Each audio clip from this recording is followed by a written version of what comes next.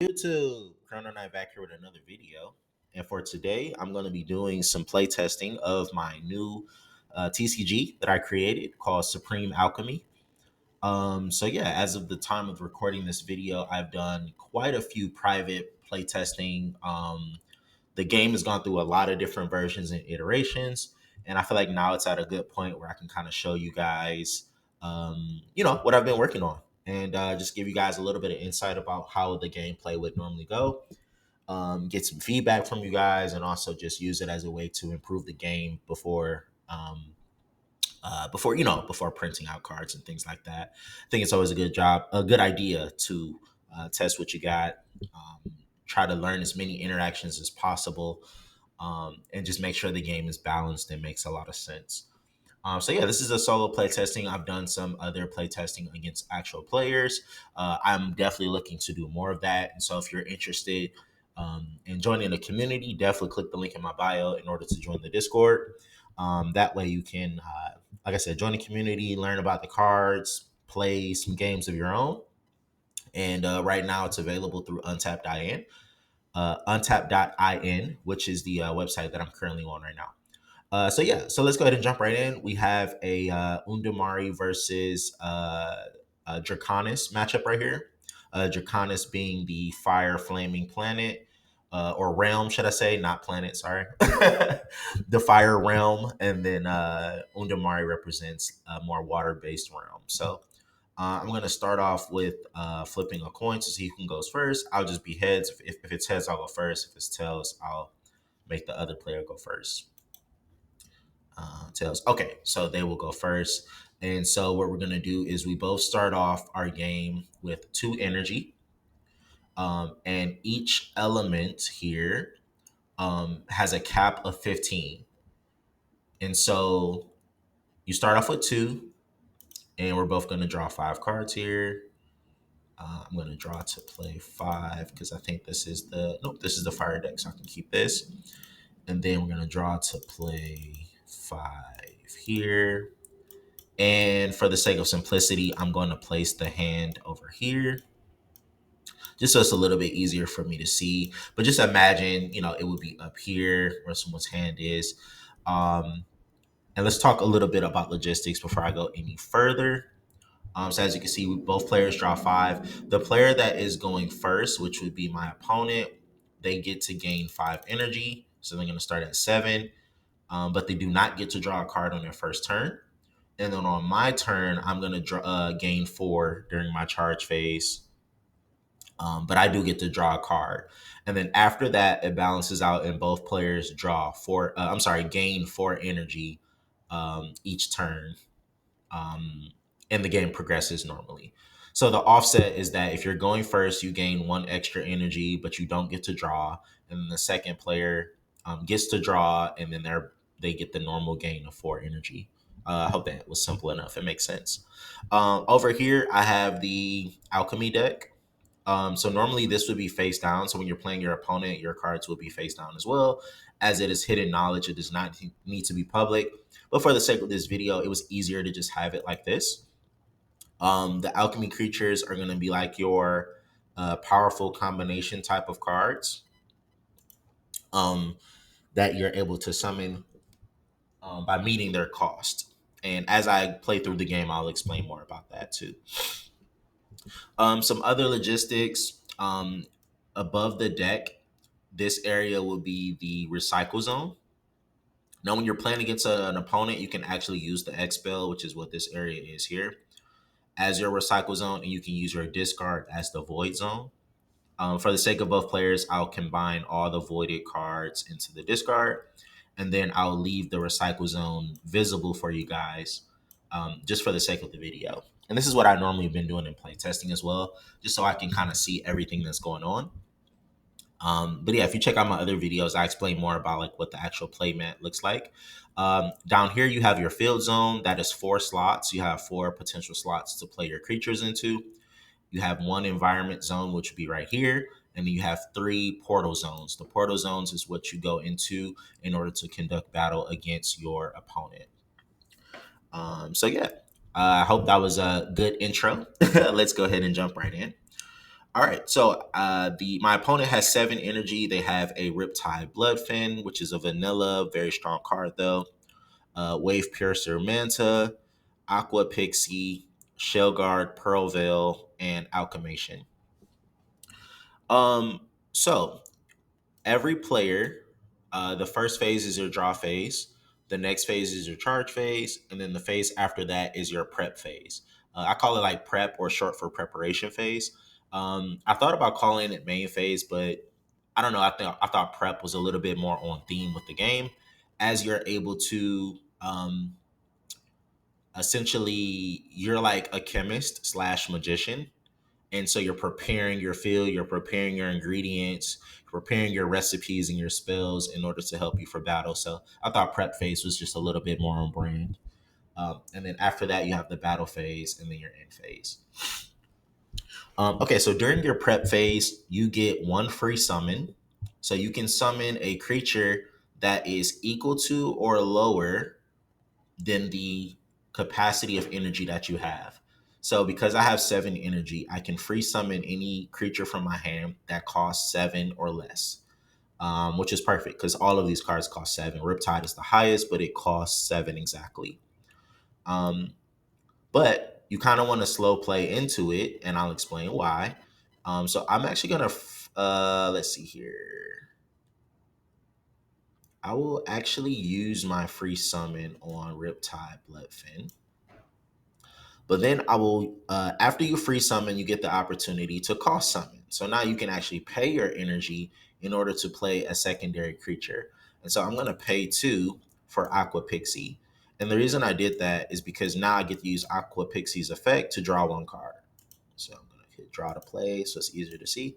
There we go. So I draw an extra card and I drew a Shell Guard Tide Lock. Because this is the player going in the first turn, they do not get to attack. So there's no point in paying energy to move into the portal zone. And so I'll pass my turn. Okay. Now it's Draconics' turn. 1, 2, 3, 4, 5. Oh, sorry. 1, 2, 3, 4. We go up to 6. And looking at my hand, I have Draconic Scorchwing, very powerful creature. 3-headed Hydra, also a very powerful creature. Bribe of Mercy. Now, Bribe of Mercy is a barrier. Barriers are used defensively. In every deck, it's only allowed 1 copy of each unique barrier. So, for example, Bribe of Mercy, I only have 1 copy of this in my entire deck. And similarly, if my opponent is running this card, they can also only have 1 copy. I thought this was great to naturally balance out the game, as barriers are going to be very impactful. And I don't want them to be spammy. And also at the same time, I don't want them to consume too much deck space. I would rather you focus more on creatures, environments, and spells. And then the barriers are just supporting cards to your strategy. I also have Alchemation, Draconis Wyvern, and Draconis Hatchling. So because I have 6 energy, I can free summon a creature that is 6 or less. These are too high, but I can free summon Draconis Hatchling, which has a really nice effect that would, when it's destroyed, you can search your deck for a creature with Draconis in its name. It could be a creature, spell, or environment card, and then I gain 2 energy after that. I don't think I have any other good plays, and so I'll end my turn here. Okay, going over to the next player. They drew into Damage Nullification, which is a barrier that says when an opponent's creature attacks you directly, cancel the attack and gain energy equal to the alchemy points your opponent would have gained. All right, so charge phase, I charge 4. Now I have 9 energy to work with. I'm actually going to save my energy from, I don't want to summon anything just yet, as I kind of want to fill out my opponent and see what they want to do. However, now I can move on towards the end of my prep phase, going into my battle phase. I can pay the cost to enter the portal zone, and this will put my creatures in position to attack. So if you look at the upper right corner, Riptide Bloodfin is a tier 3 creature. And so I would have to pay 3 in order to move it into the portal zone and position it for attack. And I'm also going to position Aqua Pixie for attack as well. So I pay another 1 for that. So as you can see, I have 2 creatures in the portal zone here. they are ready to attack. Now, because my opponent has no creatures in their portal zone, I have the opportunity to attack directly. And so that's what I'm going to do. Now, as the Draconis player or the red player here, I'm able to use my creature here to block one attack. So you can only block with creatures from your field zone. So for example, if my hatchling was in the portal zone already, then I'm completely wide open. My opponent has the choice of attacking Draconis hatchling, but they don't have to, and instead they can just go and attack me directly, as you see here. So let's go back to the actual play of the turn.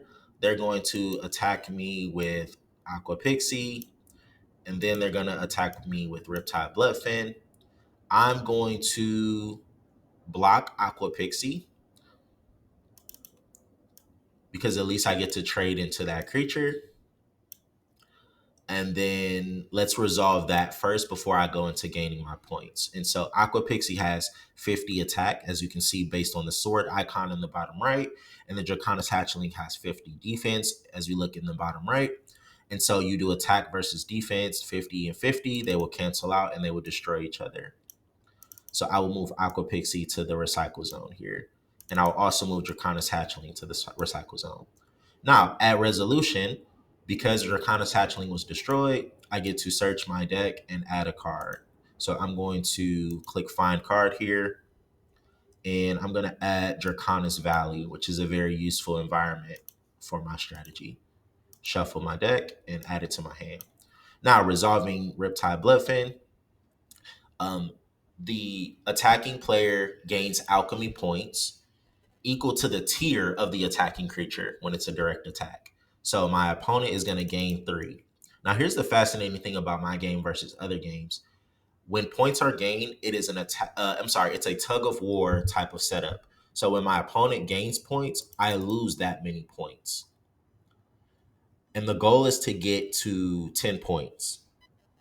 So you might be thinking like, oh shoot, this is kind of crazy. Like 3 is very close to 10 already, right? But the nature of the game already goes back and forth, as you will see. Like when I start gaining points back, it's going to be a tug of war. So it's not as simple as it may seem to get to 10 points.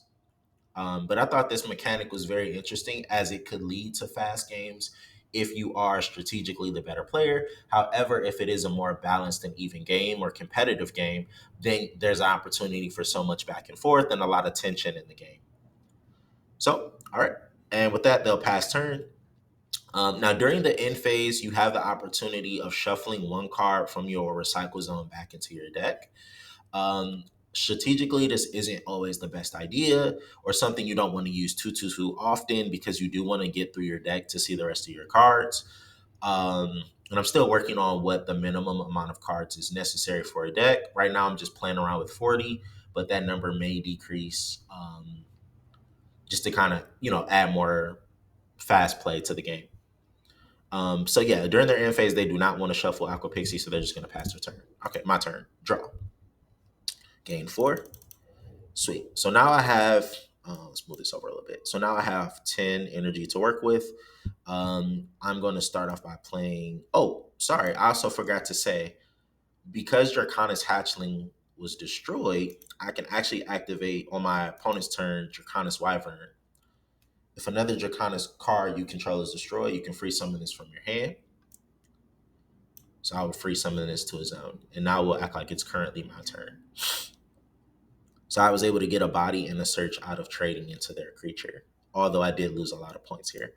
Next, I'm going to play Draconis Valley. This is going to, the cost of Draconis creatures is reduced by 2 energy, and their attack is increased by 100. So now I can start going back on the offense. Riptide Bloodfin has 450 defense. Draconis Wyvern is now strong enough to handle that. But I also want to give a little bit of extra support. So I'm going to free summon 3-headed Hydra. And I'm ready to be a little bit more offensive. So I'm actually going to pay 5 energy in order to have both of them move into the portal zone and position them for battle. So I'm going to use Draconis Wyvern, which is currently at 490 thanks to my environment. I think the target mechanic looks a little cleaner, so I'm going to do that. target into that. And then I'm going to use Three-Headed Hydra to attack directly.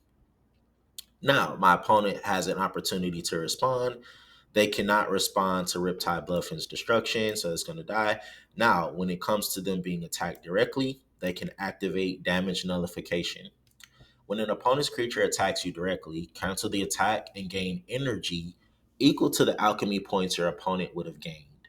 So, because I was about to gain 3 alchemy points, they would gain 3 energy. Now, I also get to respond with a barrier of my own, which is Runic Jammer.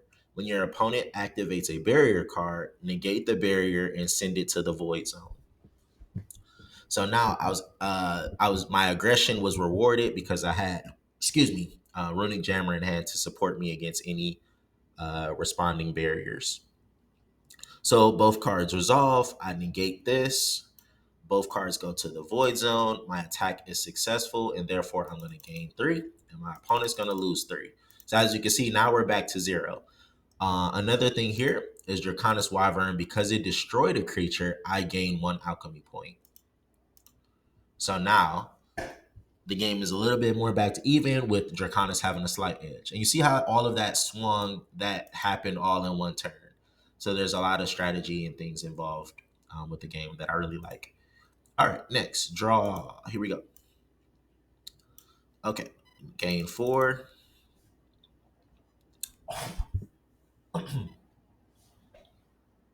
Let's see here.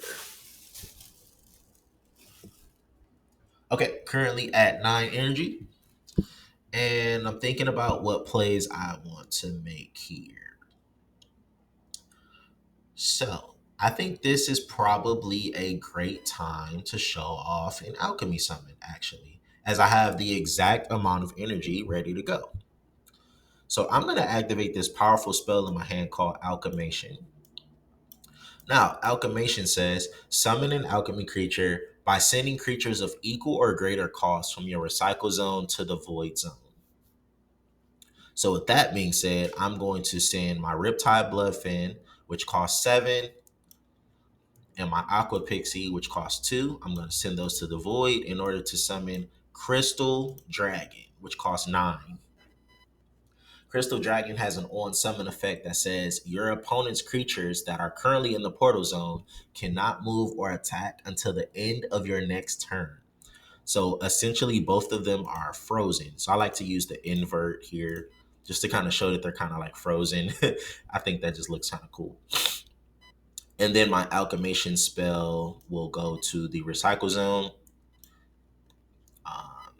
Therefore, if I need to shuffle it back into my deck, I can. So just like that, like I was able to swing back and get a powerful creature right on board. Now, my turn is definitely not over. And so I'm thinking about how I want to affect my opponent right here. These creatures are essentially frozen, so I don't have to worry about them. However, it's always good to be a little bit proactive. So I'm going to free summon my Wave Piercer Manta because it costs 5 and I'm at 9. And then I'm going to pay 2 to allow it to enter the portal zone. And it has a wonderful effect that says when this creature is moved into the portal zone, if you have an active environment, you can send one of your opponent's zone creatures back to their hand. Now, unfortunately, I do not have a water environment available or Undamari environment available. We'll just say blue or water. I'm trying to figure out what's the best verbiage there. However, it does have 320 attack, which is greater than 290 defense. And so this is an opportunity excuse me, for me to kill a creature and get some points here. Bless me.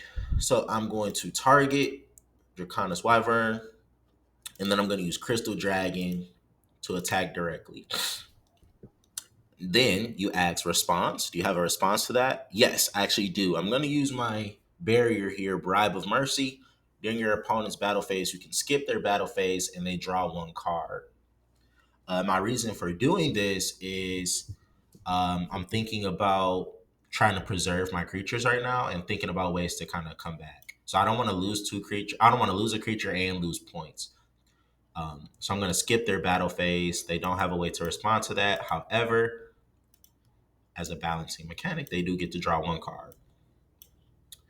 Okay, so now it's back to my turn. I draw. I gain 4. So I have, I'm up to 9, but your kind of Scorchwing only costs 6 now, thanks to my environment. Rising Phoenix is 5. So I'm thinking about what plays I want to make here. So I really need to try and clear this board a little bit. And so I'm going to do a very interesting thing here. I'm going to free summon Draconics Scorchwing. Now, Draconics Scorchwing has a very powerful on summon ability that says you can destroy one zone non-alchemy creature.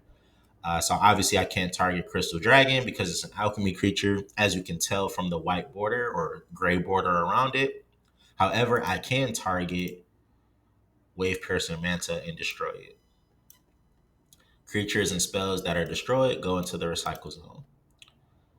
Next, I'm going to pay 3 to move Draconic Scorchwing into the portal zone, as I have one more slot available. And then I'm going to I'm going to attack with Draconic Scorchwing into Crystal Dragon.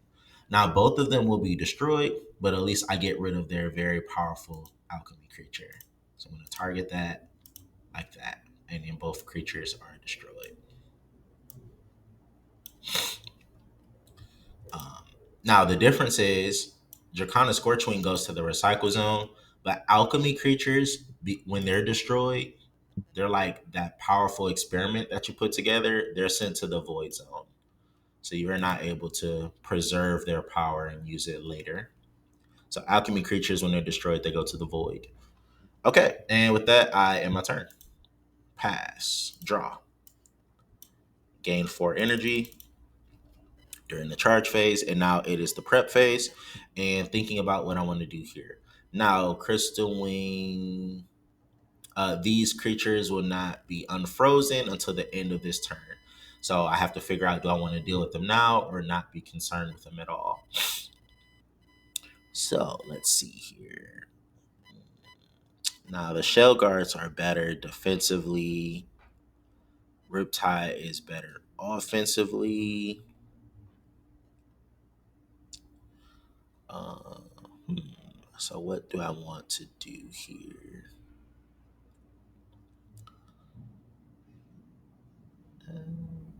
That could be expensive. I'm not really worried about. Yeah, 530 is going to be better than 490, so I'm not really concerned about Draconis Wyvern getting able to attack next. However, I do kind of want to get rid of the 3-headed Hydra, as 550 can be a little annoying for me to deal with. So here's what I'll do. I'm going to free summon Riptide Leviathan, which costs 8. I'm sorry, which costs 7, and I have plenty of energy for that. And then I'm thinking on my next play. I'm going to activate Fountain of Undamari. So I'm going to shuffle one tier 2 or higher creature from my hand into my deck to draw 2 cards. So I want to be more offensive and not defensive. So I'm going to shuffle my Shell Guard Tide Lock back into my deck. Shuffle and then draw 2 cards. Okay, sweet. This is actually pretty good here. Pearl Veil plus Rip Claw. The Shell Guard combination is very good. So I'm actually going to get that prepared. Send my spell to the recycle zone, of course. I'm going to pay 3 to cost summon a Pearl Veil. And then I'm going to pay 3 to move Riptide Leviathan into the portal zone. Now, I didn't want to pay too much to use its cost summon ability, which will bounce a card back to the hand, bounce a creature back to its owner's hand. And instead, I'm just going to swing over the 3-headed Hydra. So I'm going to target it and kill it. Now, 3-headed Hydra's effect would activate. When it's destroyed, I can free summon a 2-headed serpent from my deck. So I'm going to find that. And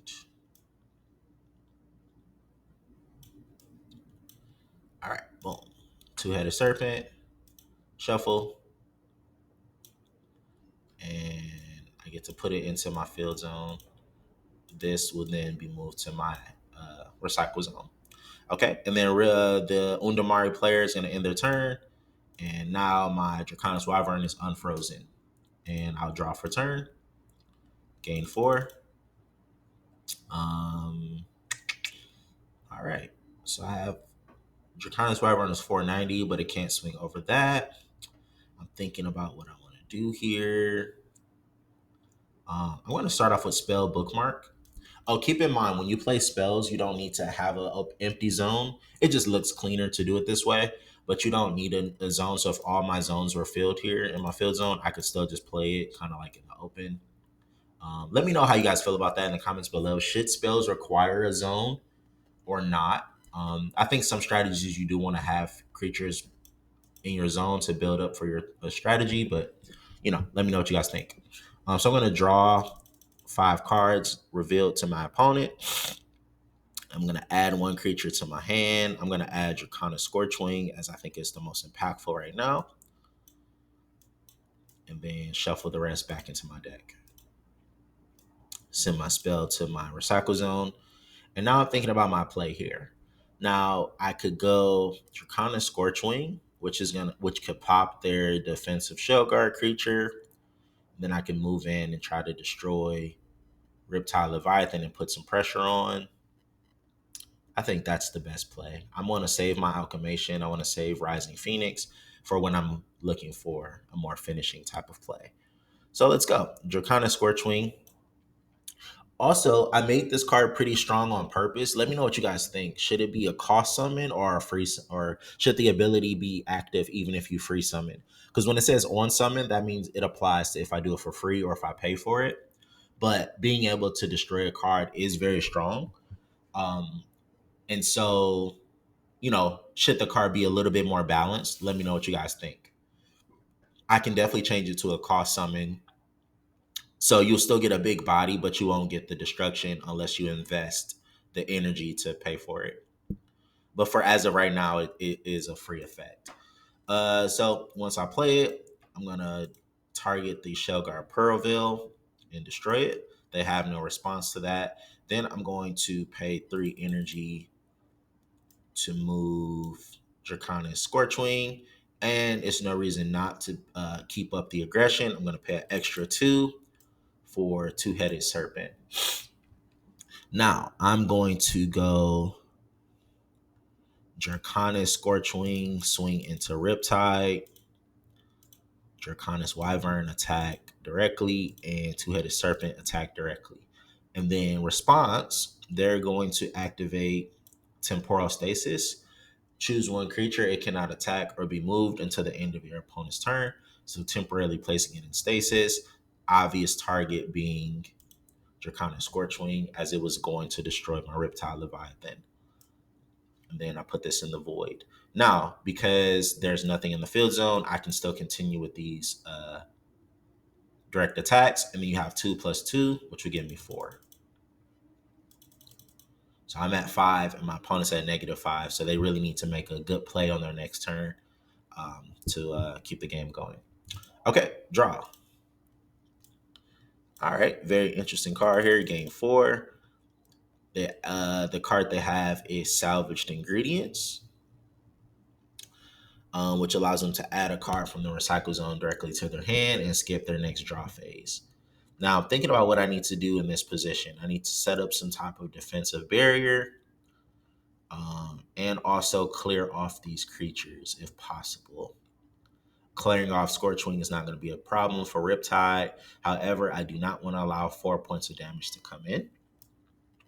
So I'm going to free summon my Pearlville, which will give me some defensive utility. And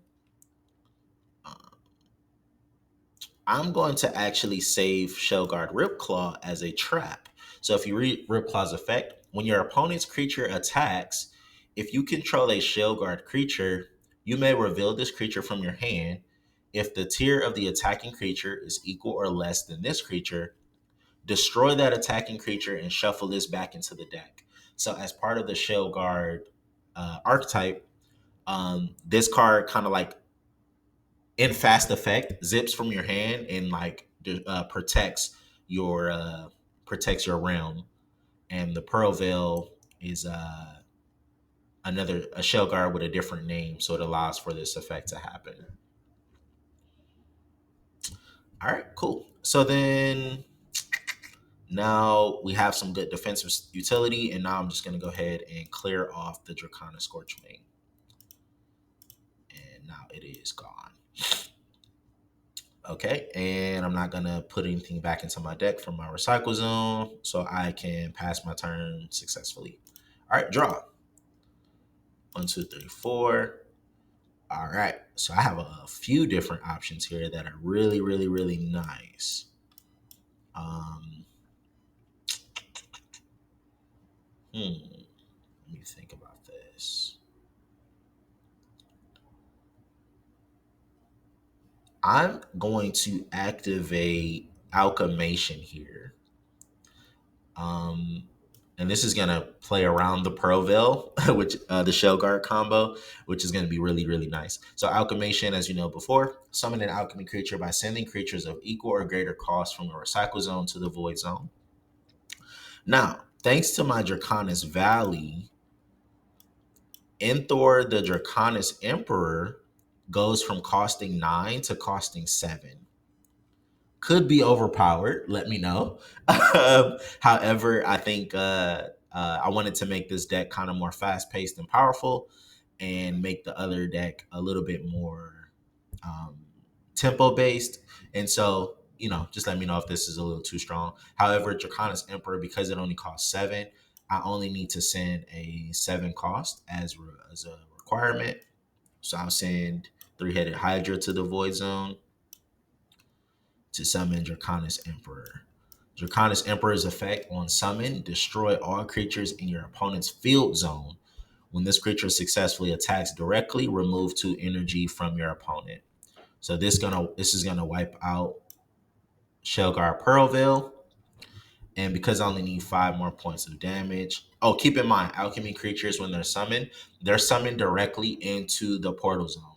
They do not go into the field zone, and you're not paying their cost to move them back and forth unless some ability pushes them back into the field zone. But every time they're summoned, they go right into the alchemy zone. And so with that, I have enough creatures in position. I'm just going to bypass the Riptide Leviathan and attack directly. 4 plus 2 plus 2 is 8, which is well beyond 10. And with that, the Draconis deck wins. So yeah, that is going to be the end of the current playtest. Let me know how you guys feel about that. Draconis in itself is just super strong and super aggressive right now. May need a little bit of balancing, and that's why I was able to kind of just blow through. I can say that Undamari, when it does get a chance to get going, it can be very, very impactful because there's a lot of draw combos and things like that. I think it kind of like slowly progresses, kind of like water if you think about it, tides flowing back and forth until the tide builds up into a tsunami. So it progressively gets better, but Draconis right now is just super, super fast. Let me know if you guys want to see another playtest video. I have other matchups ready to go. Other decks already kind of pre-constructed and ready to go as well. So I'll just kind of stand by and let me know what you guys think. But yeah, with this, I'll call this the end of my playtest, and catch you guys on the next one. Chrono Knight signing out.